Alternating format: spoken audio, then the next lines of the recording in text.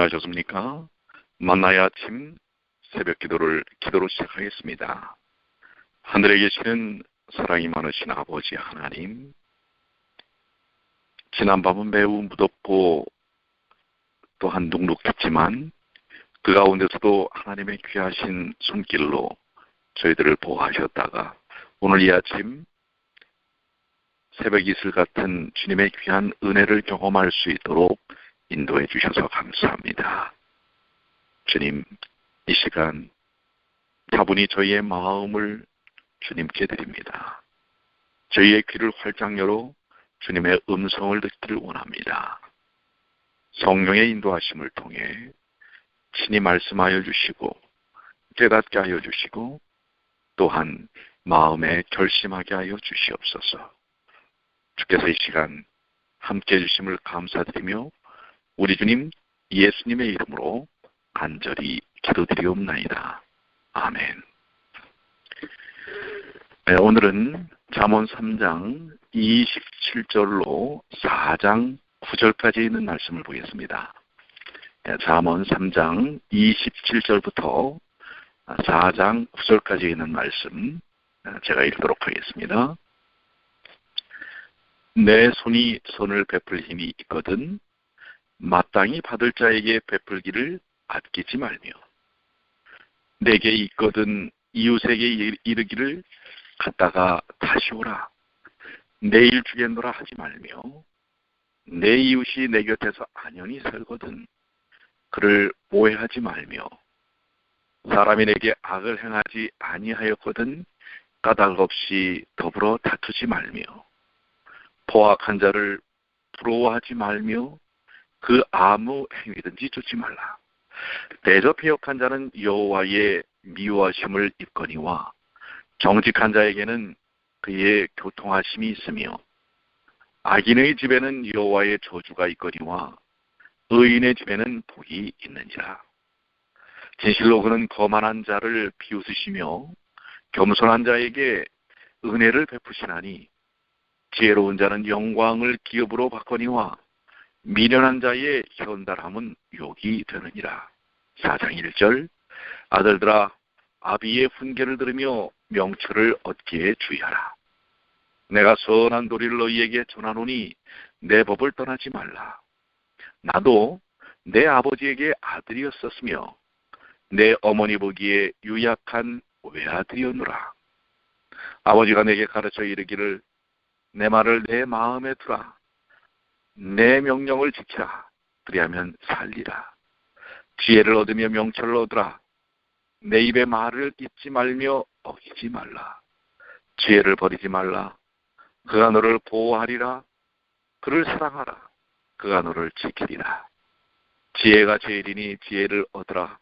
물은 너의 얻은 것을 가져 명철을 얻을지니라. 그를 높이라. 그리하면 그가 너를 높이 들리라. 만일 그를 품으면 그가 너를 영화롭게 하리라. 그가 아름다운 관을 내 머리에 두겠고 영화로운 면류관을 내게 주리라 하였느니라. 오늘 잠언 3장 27절부터 우리 35절까지는 특별히 우리가 인간 세상 속에서 인간관계를 어떻게 유지해야 할지 참 중요한 말씀을 하고 계시고요. 또 4장 1절부터 9절까지는 아버지가 아들에게 정말 사랑으로 권하는 귀한 말씀을 담고 있습니다. 여러분들 오늘 말씀을 통해서 특별히 3장 27절로 35절의 말씀 가운데서는 어떤 깊은 말씀의 지혜를 얻게 되셨습니까? 저는 여기 이웃에게 우리가 어떠한 마음의 태도를 가져야 할까? 특별히 선을 베풀 힘이 있거든 마땅히 받을 자에게 베풀기를 아끼지 말며 우리는 청지기 직분을 잊지 말아야 할 것입니다. 하나님께서 우리에게 주신 재정, 시간, 재능 이 모든 것들은 우리 자신만을 위한 것이 아니라 우리에게 위탁된 관리물이라는 사실을 우리는 알고 있지요. 그렇기 때문에 우리에게 넉넉한 재정이 있다면 아니 넉넉하지 않더라도 나의 삶에서 정말 지혜롭게 삶을 매니지먼트하고 그 다음에 그러한 부분의 중요한 것들을 이웃들을 위하여 배려하고 나누는 것은 이것은 크리스천의 삶이 아닌가 이렇게 생각이 됩니다. 그래서 선을 베풀 힘이 있거든요 아니라 사실 우리 모두에게는 작게 크게 다 있는 것이죠. 그것을 베풀기를 아끼지 말라고 하시는 것입니다. 28절에 있는 이 말씀이 참 저에게 생각해 합니다. 내게 있거든 이웃에게 이르기를 갔다가 다시 오라 내일 주겠노라 하지 말며. 사실 우리는 좀 핑곗거리를 삼을 때 나중에 오세요 이런 말을 많이 합니다. 그건 사실 마음이 없다는 이야기죠. 우리 자문의 말씀은 그것을 명확하게 짚고 계십니다. 이웃에게 이르기를 갔다가 다시 내일 오라. 사실 그 순간 필요한 것이지 그 순간이 지나면 또 상황이 달라지기 때문에 결국 상대에 대한 부담을 덜을 수 있다고 우리는 생각합니다. 그래서 항상 미루지요. 내일 오라, 다음에 오라. 그것은 결국은 지금 당신에게 전혀 마음이 없습니다. 이런 표현입니다. 이렇게 하지 말라고 하는 것이죠. 또 29절에 있는 말씀은 내 이웃이 내 곁에서 안연히 살거든 그를 모해하지 말며. 우리 주변에 우리는 어울려 살아야 합니다. 우리는 사회적인 관계를 갖고 사는 사람들입니다. 특별히 우리 신앙인들은 신앙 공동체를 이루고 사는 사람들입니다.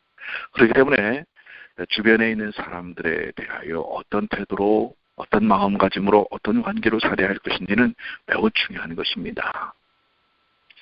때때로 그 사람이 나에게 잘못하지 않았어도 우리는 상대방이 조금 마음의 부담이 될 때가 있습니다.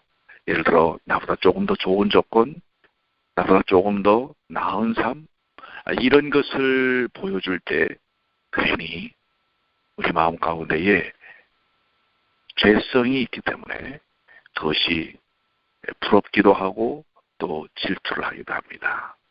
그러나 지혜를 가진 사람, 특별히 하나님의 복음을 가진 사람, 예수 그리스도가 우리 안에 사는 사람들은 그들을 모해하지 말며 헐뜯거나 또 비아냥거리거나 비판하거나 이렇게 하지 말라고 하는 것이지요. 사람이 내게 악을 행하지 아니하였거든 까닭없이 더불어 다투지 말며. 사실 악을 행하지 아니하였거든이라는 게 상당히 좀 주관적입니다. 내가 봐서 악이라고 생각하는 것, 내게 불편하다고 느끼면 사람들은 다투게 됩니다. 그런데 예수 중심적으로 사는 사람은 객관적인 삶을 살게 되는 것입니다. 나에게 모든 초점이 맞춰져 있는 것이 아니지요. 예수님께 맞춰져 있는 사람은 손해를 보는 사람입니다. 근데 오늘날 왜 다투게 되는가? 내가 조금이라도 손해를 보지 않으려고 하는 마음을 갖기 때문에 다투게 됩니다. 왜 저 사람은 나보다 더 가졌지? 왜 사람들은 나보다 저 사람을 더 살피지? 이렇게 나에게 집중되어 있는 삶을 살 때 우리는 예수님 안에 있지 못한 품성, 인성을 가졌을 때는 다투게 됩니다. 그것을 벗어날 수 있는 길은 지혜가 우리 안에 자리 잡아야 하고 지혜의 근본이신 예수님께서 우리 안에 자리 잡아야만 그 다툼에서 벗어날 수가 있습니다. 시기 질투에서 벗어날 수가 있습니다. 오늘 여러분들 나보다 조금 더 나은 사람이 있으면 그것을 시기하고 질투하지 마시고 축복해 주시기 바랍니다. 나에게 조금 못한 사람이 있으면 그저 외면하고 무시하지 마시고 주님의 사랑으로 돕고 배려하시게 되기를 바랍니다. 31절에 포악한 자를 부러워하지 말며 그 아무 행위든지 쫓지 말라. 우리도 어린 시절에 괜히 이렇게 힘 좀 쓰고 어깨에다 힘을 이렇게 넣고 다니는 사람들 부러워서 그렇게 따라하는 경향들 있을지 모릅니다. 여러분들, 포악한 자를 결코 우리가 닮을 필요가 없습니다. 그 행위를 쫓을 필요가 없습니다. 부러워할 필요가 없습니다. 그 포악함이 결국 멸망의 근원이 되기 때문에 그렇습니다. 여기 32절에 대저 패역한 자는 여호와의 미워하심을 입거니와, 그렇습니다. 결국 그 스스로 그런 삶을 선택한 사람은 하나님에게서부터 떠날 수밖에 없는 것입니다. 그러나 정직한 자에게는 그의 교통하심이 있으며, 정직하고 겸손하고 하나님 중심적인 사는 사람은 하나님과 기술적인 교통을 통해서 영적인 은혜, 삶을 통해 아름다운 그리스도의 품성을 드러내게 되지요. 그래서 33절에 있는 말씀, 악인의 집에는 여호와의 저주가 있거니와 의인의 집에는 복이 있느니라. 진실로 그는 거만한 자를 비웃으시며 겸손한 자에게 은혜를 베푸시나니. 그렇습니다. 이것이 바로 그리스도의 품성을 드러내는 것이라고 할 수가 있겠죠. 하나님의 뜻은 우리가 그리스도의 품성을 담고 그분께서 허락하신 지혜를 통하여 어렵고 힘든 사람들을 구제하고, 또한 우리의 신앙 공동체, 또 삶의 공동체 속에서 이웃들과 아름다운 교제를 이루도록 하는 것입니다. 그러나 예수님께서 그 안에 계시지 않으면 아까도 말씀 나눈 것처럼 다투게 되고 시기하게 되고 모해, 은밀히 계획해서 남을 해치는 일들을 하게 되는 것입니다. 그리고 포악함을 쫓아가게 되는 것입니다. 오늘 우리는 정직하고 겸손하고 덕스럽고 부드러운 삶을 사는 크리스천들입니다. 오늘 주님께서 주시는 지혜를 통하여, 저 사람이라면 내가 예수님을 믿겠어, 교회 나가고 싶어, 이런 말을 들을 수 있는, 칭찬받을 수 있는 삶이 오늘 여러분과 저의 삶이 되어야 되지 않겠습니까? 저런 사람을 보면 어떻게 저 교회 나가? 맨날 싸우자고 하고 다투고 시기하고 비판하고 불평하고 부정적이고, 이것이 오늘 우리의 모습이 아니지요. 조금 손해보는 그리스도인, 좀 배려하고 넉넉한 그리스도인, 마음으로 품는 호감을 주는 그리스도인의 모습이 오늘 저와 여러분의 모습이 되어야 하지 않을까요? 4장 1절부터 있는 말씀입니다. 아들아, 아비의 훈계를 들으며 명철을 얻기에 주의하라. 우리 3장에는 이런 말씀처럼 이런 말씀들을 듣고 깨달아야 합니다. 들어야 합니다. 듣지 않고서는요, 깨달음을 가질 수 없어요. 오늘날 많은 사람들이 왜 수십 년 신앙생활에도 그 성격과 성질이 바뀌지 않는가? 듣지 않기 때문에 그렇습니다. 하나님의 말씀을 듣지 않고 진리의 뜻을 듣지 않기 때문에 깨달을 수 없습니다. 그러니 변화가 일어날 수가 없지요. 2절에 있는 내가 선한 도리를 너희에게 전하노니 내 법을 떠나지 말며, 하나님의 말씀의 법, 생명의 법이 항상 자리 잡고 있어야 합니다. 그래서 제 가운데 그리스도라면 어떻게 하실까? 이런 책의 제목이 있지요. 매일 매 순간 예수님이라면 어떻게 하셨을까? 물으십시오. 주님의 생명의 법이 내 마음 안에 자리 잡고 있어야 합니다. 주님의 행동하심, 주님의 뜻과 법이 우리의 삶의 기준과 기초가 되어야 할 것입니다. 여기 3절에 보면 나도 내 아버지에게 아들이었으며 내 어머니 보기에 유약한 외아들이었노라. 사실 우리는 연약한 사람들입니다. 부모님들이 우리를 볼 때 항상 50이 넘고 60이 넘고 80이 돼도 부모님의 마음속에는 언제나 어린 아들과 딸인 것입니다. 그게 어머니 부모님의 마음입니다. 아버지가 아들을 대하는 마음인 것입니다. 그것이 하나님께서 우리를 향한 마음입니다. 근데 사실 또 그게 사실이죠. 우리는 유약합니다. 연약합니다. 온전치 못합니다. 그렇기 때문에 여기 솔로몬의 이 고백처럼 아버지가 내게 가르쳐 이르길 내 말을 내 마음에 두라, 내 명령을 지키라, 그리하면 살리라. 오늘 우리가 살 수 있는 길은 아버지의 말씀, 주님의 말씀을 우리 마음속에 담고 사는 것입니다. 5절 지혜를 얻으며 명철을 얻으라. 내 입의 말을 잊지 말며 어기지 말라. 생명의 말씀을 우리는 어긋장내서는 안 되는 것입니다. 우리에게 이것은 생명의 길이다라고 말씀하신 주님은 그 생명의 능력을 베풀고 계시는 것입니다. 오늘 그 귀하신 은혜가 또 지혜가 우리 삶 속에 그대로 적용되기를 바랍니다. 6절 지혜를 버리지 말라. 그가 너를 보호하리라. 그를 사랑하라. 그가 너를 지키리라. 지혜가 제일이니 지혜를 얻으라. 무릇 너의 얻은 것을 가져 명철을 얻어지리라.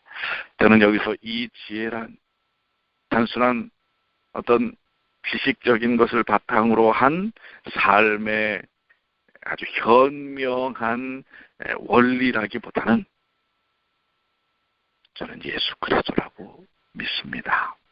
우리에게 정말 필요한 지혜는 예수 그리스도이십니다. 주님께서 주신 사랑의 법, 생명의 법입니다. 그것을 우리는 잊지 말고 지켜야 합니다. 여기 지혜를 의인화시켰는데 사실은 그 지혜는 의인화될 수 있는 예수 그리스도임을 저는 확신합니다. 그를 높이라. 그리하면 그가 너를 높이리라. 만일 그를 품으면 그가 너를 영화롭게 하리라. 그렇습니다. 그분을 높이고 그분을 품으면 그분이 우리를 영화롭게 합니다. 그가 아름다운 관을 내 머리에 두겠고 영화로운 면류관을 내게 주리라 하였다. 그렇죠. 믿음의 면류관, 믿음의 결과를 통하여 우리에게 주시는 이 아름다운 승리의 면류관, 구원의 면류관을 우리에게 주시라고 약속하고 계십니다. 오늘 사랑하는 성도 여러분, 오늘 우리에게 주신 귀한 말씀, 우리가 우리의 삶의 공동체 속에서 다른 이웃들을 어떻게 대해야 할 것인가, 또 4장 1절부터 우리의 생명의 근원이신, 지혜의 근원이신 예수님과 어떤 관계를 유지해야 할지, 상하 하나님과 우리의 관계, 좌우 우리의 삶의 공동체 안에서의 이웃들, 인간들과의 관계가 어떻게 유지돼야 할지를 오늘 말씀하셨습니다.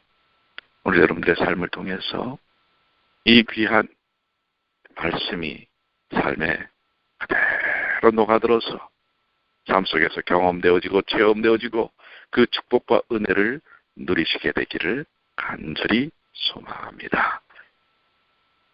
그제 어제 계속 날씨가 많이 덥습니다. 여름의 막바지라고 생각이 됩니다. 여러분들 건강 주의하시고 특별히 우리의 사랑하는 믿음의 공동체 안에 있는, 그리고 우리의 삶의 공동체 안에 있는 이웃들을 좀 살피시면 어떨까요? 혹시 육신적으로 공감 가운데 있는 분이 있습니까? 그분들이 찾아와서 도움을 요청하기보다 여러분들이 먼저 앞서 한 발짝 앞서서 그들에게 다가서시면 어떨까요? 먼저 그들에게 전화도 좀 하시고, 내가 당신을 위하여 기도합니다. 또 진짜 기도도 해주시고, 그리고 방문이 필요한 분들은 방문도 하시고, 내가 당신을 사랑합니다. 당신을 위해서 언제나 하나님의 은혜와 축복이 함께하기를 기도합니다. 이렇게 좀 여러분들 주변을 좀 살피시면 어떻겠습니까? 또 우리 어르신들은 데이케어 센터에서 만나는 수많은 사람들, 무의미하게 저 할머니가 나보다 더 많은 것을 가져가나, 아니면 다른 사람들에게 더 인기가 있나 없나를 따지는 인생이 아니라 그들에게 사랑의 복음을 나눠주고 친절하게 대하는, 말 한마디라도 따뜻하게 대하는 그런 하루가 되시면 어떻겠습니까? 여러분의 직장 속에서, 여러분이 속해 있는 어떤 공동체 속에서라도 그동안 관심을 기울이지 못했던 사람들에게 따뜻한 말 한마디, 그리고 예수님은 당신을 사랑하십니다 라고 하는 정말 진리 중에 진리인 이 귀한 말씀을 한 말씀 전하시면 어떨까요? 오늘 주님의 말씀이 실질적으로 그냥 듣고 마는 것이 아니라 듣고 삶 속에서 적용되어지고 에너지로 드러날 수 있는 그런 귀한 하루가 되시기를 간절히 축원합니다. 기도하시겠습니다. 아버지 하나님 감사합니다. 오늘 저희에게 잠언 3장과 4장의 말씀을 통해서 우리의 공동체 속에서 우리가 어떤 삶을 살아야 할지 깨닫게 하셨습니다. 이제 주님 말씀하셨으니 그 말씀을 따라 사는 능력과 영적 체험을 갖게 하여 주시옵소서. 오늘도 유약함 가운데 있는 저희들, 아버지가 아들에게 정말 사랑의 마음으로 다가서서 올바로 이끌기를 원하시는 그 애정 어린 말씀처럼 오늘 우리에게 말씀을 주셨으니 그 말씀 속에 승리케 하여 주시옵소서. 치료의 역사가 일어날 수 있도록 도와주시고